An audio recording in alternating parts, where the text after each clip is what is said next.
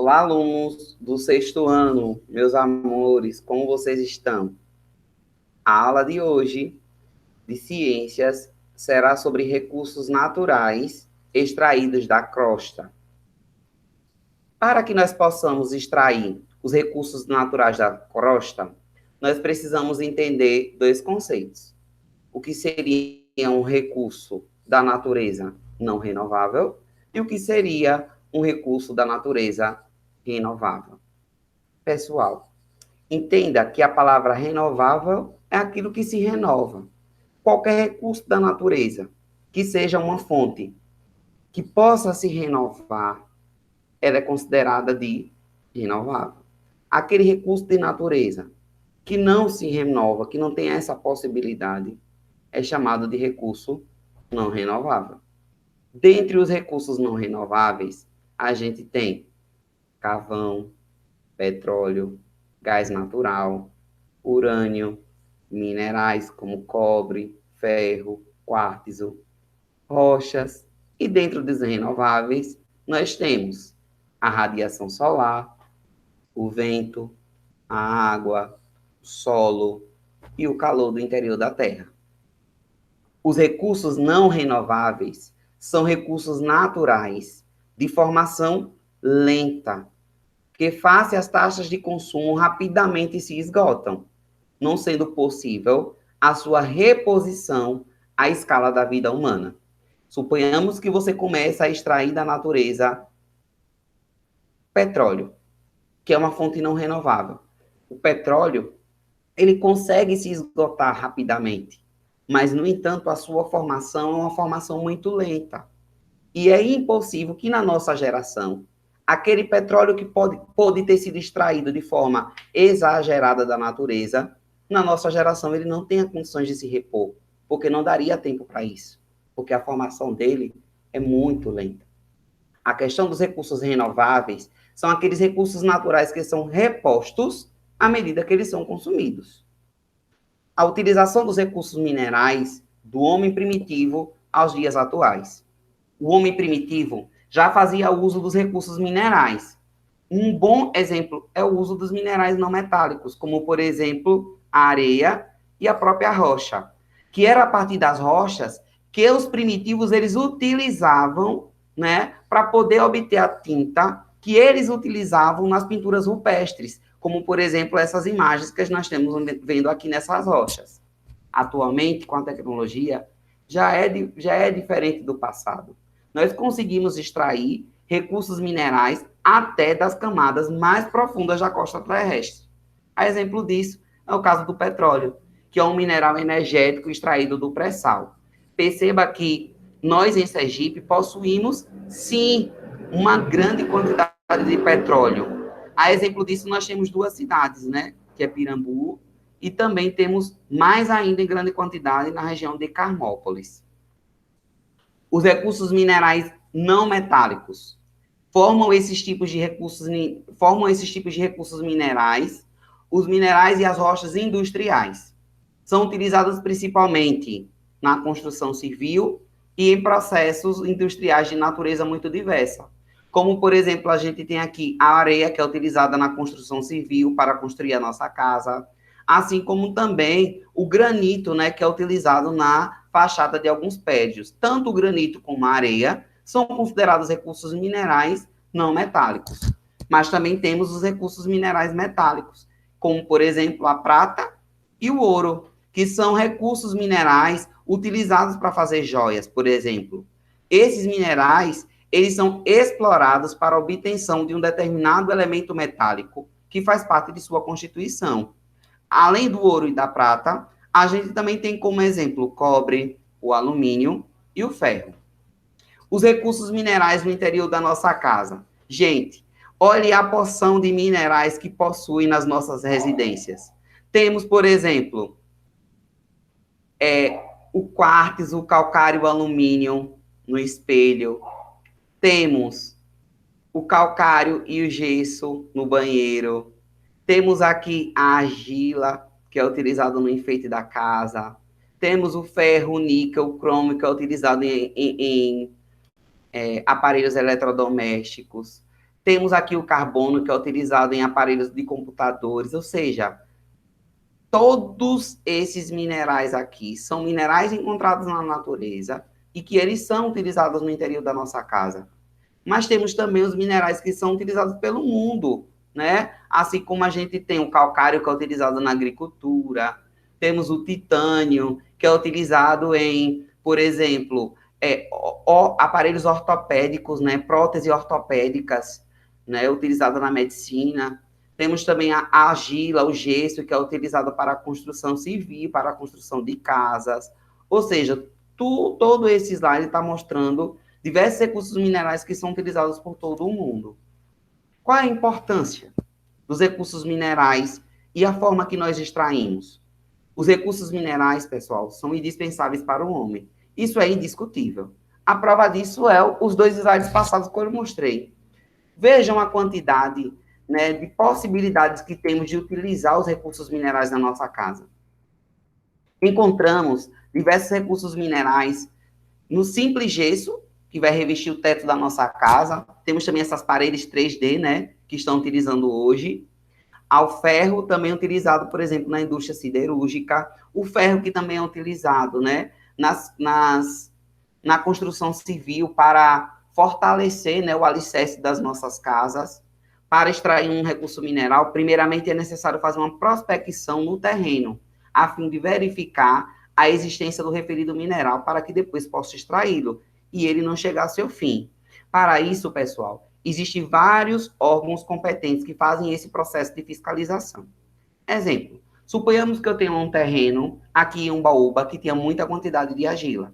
Essa argila ela pode ser vendida para que se fabrique o tijolo, o tijolinho, a telha que reveste a nossa casa, mas para eu extrair legalmente a argila desse meu terreno, é necessário que eu tenha uma autorização de um órgão competente, chamada de ADEMA, que fica na capital, em Aracaju, para ele me dar uma liberação e eu consiga, assim, extrair uma determinada quantidade legalizada por lei para poder vender aquela argila que tem no meu terreno. E olhe, uma propriedade que é minha, algo meu, não é algo público, é algo privado, mas mesmo assim eu preciso da autorização. O processo de extração, caso não seja acompanhado de um plano de gestão ambiental, poderá provocar sérios problemas ambientais, contribuindo assim para a degradação. Então é isso que eu falei, pessoal. Eu já trabalhei aqui em Umbaúba, na Secretaria Municipal de Meio Ambiente. Na época que eu trabalhava na Secretaria de Meio Ambiente, existiam 2 departamentos dentro da secretaria, que era o Departamento de Educação Ambiental e o Departamento de Legislação Ambiental. Para que era que servia esse Departamento de Legislação Ambiental? Era justamente o órgão fiscalizador.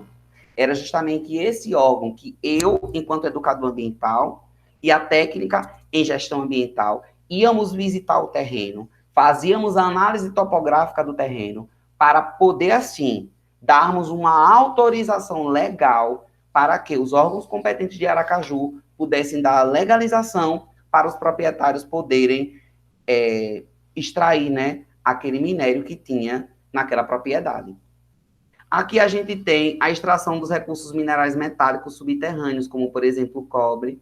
E essa imagem, né, está mostrando a extração dos recursos metálicos e energéticos a céu aberto, no caso do carvão. A degradação ambiental decorrente da extração dos recursos minerais. Apesar de existir normas ambientais, como eu falei, né, que regulamentam, que fiscalizam a mineração, esta atividade ela provoca sérios problemas de degradação ambiental, assim como também diversos problemas socioeconômicos, que afetam diretamente a natureza e a qualidade de vida da população. Por que é que a gente não pode lembrar, né, das nossas últimas aulas? Quem lembra de Brumadinho? Naquela mineradora, aquele grande problema que tivemos, existiu problema social maior do que aquela lama, né, naquela mineradora liberada em Brumadinho? Ou seja, foi um desastre muito grande. E ali, com certeza, provocou um desmatamento enorme. Não só desmatamento de pessoas, mas eu estou falando de desmatamento vegetal, desmatamento da fauna, principalmente dos peixes que viviam né, naquele rio que ficava próximo lá em Minas Gerais. Assim como também provoca poluição hídrica, poluição de rios e poluição sonora. Uma mineradora, veja aqui, a partir dessa foto, para que se faça essa extração do cobre, é necessário diversos equipamentos. E esses equipamentos, para serem utilizados, essas máquinas, elas causam uma poluição sonora enorme. Além disso, altera o relevo, provoca a erosão do solo, assim como também provoca a poluição. Além dos problemas ambientais que eu citei aqui em cima, há também o de ordem social, né? Uma vez que, em alguns casos, populações são removidas para dar lugar àquele local para poder extrair aquele minério. Aqui está uma imagem, né, mostrada pelo desmatamento causado pela mineração de ouro na Amazônia. Aqui um exemplo, né, na poluição da água por ácido em antigas minas no Canadá. A poluição da água, gente, pela atividade mineradora, ela ocorre pela liberação de mercúrio, e que é um minério, e pode acontecer de duas formas: ou pela queima de amagmas liberados na atmosfera, ou com o despejo, né, dos restos da atividade mineradora em rios. Esse tipo de contaminação, pessoal, hídrica, se dá pelo fato do mercúrio entrar na cadeia alimentar, prejudicando todos os elementos da cadeia. O mercúrio, ele se liga quimicamente a substâncias orgânicas e, em consequência, ele é absorvido pelos organismos que ali vivem. Como o mercúrio, ele é uma substância tóxica, química, todos os seres vivos que viverem naquele ecossistema, daquele rio, por exemplo, daquela água, consequentemente, poderá vir a óbito. Aí está, né, um exemplo de um momento de uma explosão de dinamite em área de mineração, causando fortes ruídos. É um exemplo, né, de poluição sonora. A poluição sonora, ela não só pode ser ocasionada pela utilização das máquinas, mas também por explosões, que para que possa retirar esses minérios do solo, é necessário que se faça a explosão com dinamites. Aí está, por exemplo, né, outra degradação, né, mineral, outra exploração mineral. Veja que essa cratera é justamente um local de onde o minério foi extraído. Aí temos também como exemplo a degradação do solo, né? Tudo isso são homens, ó, que estão extraindo minérios dessa região. A degradação do solo, ela vai depender muito do volume que foi extraído, vai depender do tipo de mineração, assim como também, né, dos rejeitos que estão sendo produzidos no processo de extração. O desmatamento e a abertura de crateras, bem como o lançamento de produtos químicos que auxiliam na mineração, eles com certeza vão contribuir para degradar e poluir o solo.